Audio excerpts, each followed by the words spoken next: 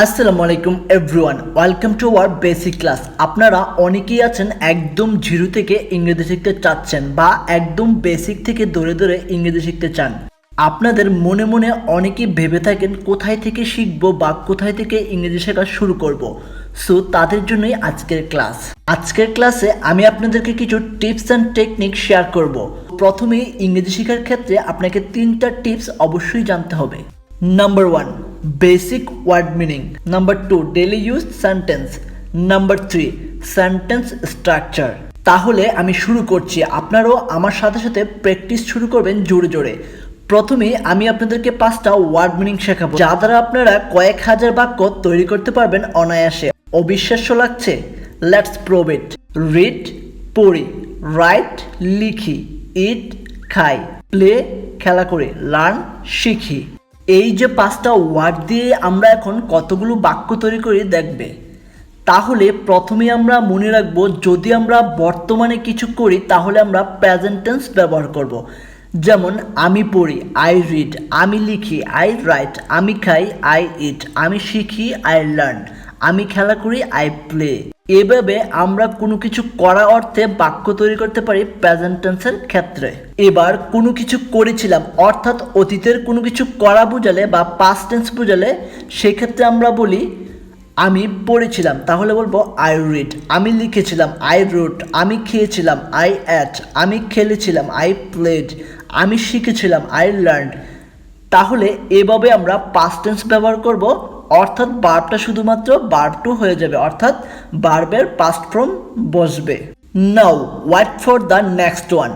কোনো কিছু মাত্র শেষ হয়েছে এরকম বুঝাতে আমরা ব্যবহার করব হ্যাভ বা হ্যাজ প্লাস ভার্ব 3। তাহলে রিডের ভার্ব 3 কি বলতো? রিড। রাইটের ভার্ব 3 কি? রিটেন। তাহলে আমি পড়ছি, আই হ্যাভ রিড। আমি লিখছি, আই হ্যাভ রিটেন। আমি খেয়েছি, আই হ্যাভ ইটেন। মাত্র শেষ হওয়া কোনো কাজ এইভাবে বলতে হবে। এবার আমরা শিখব most importantly can, could, shall, should, will, would. এগুলোকে আমরা কিভাবে বাক্যে ব্যবহার করব। আমি যদি বলি আমি করব, আই উইল। আমি ইংরেজি শিখব, আই উইল লার্ন ইংলিশ। আমি বই পড়ব, আই উইল রিড বুকস। আমি ক্রিকেট খেলবো, আই উইল প্লে ক্রিকেট। আমি স্কুলে যাব, I will go to school. তাহলে আমরা বুঝতে পারলাম কোনো কিছু করব অর্থাৎ ভবিষ্যতে কোনো কিছু করব সে অর্থে আমরা উইল বসিয়ে এইভাবে বাক্য তৈরি করতে পারি। এবার কোনো কিছু পারা অর্থাৎ আমার এবিলিটি বোঝাতে আমরা ক্যান ব্যবহার করতে পারি। ফর এক্সাম্পল, আমি পারি, আই ক্যান। আমি লিখতে পারি, আই ক্যান রাইট। আমি খেতে পারি, আই ক্যান ইট। আমি খেলতে পারি, আই ক্যান প্লে। আমি শিখতে পারি, আই ক্যান লার্ন। এইভাবে আমরা কোনো কিছু পারা অর্থে বা কোনো এবিলিটি বোঝাতে আমরা ক্যান ব্যবহার করব। নাও নেক্সট ওয়ান, কোনো কিছু করা উচিত বোঝালে আমরা বলবো শুড। তাহলে আমার উচিত, আই শুড। আমার বই পড়া উচিত, আই শুড রিড বুকস। আমার চিঠি লেখা উচিত, আই শুড রাইট লেটার্স। আমার ভাত খাওয়া উচিত, আই শুড ইট রাইস। আমার ক্রিকেট খেলা উচিত, I should play cricket. Now next one, সমস্যা হচ্ছে বোঝাতে আমরা বলবো হ্যাভিং প্রবলেম। আমার বই পড়তে সমস্যা হচ্ছে, I am having problem reading. দেখলে একটি ওয়ার্ড থেকে, অর্থাৎ প্রথমে কিন্তু আমরা শুধুমাত্র একটি ওয়ার্ড নিয়েছিলাম, একটি ওয়ার্ড থেকে আমরা ধীরে ধীরে কিভাবে একটি বড় বাক্য তৈরি করতে পারতেছি। এবার যদি বলো আমার লিখতে সমস্যা হচ্ছে, তাহলে বলবে I am having problem written.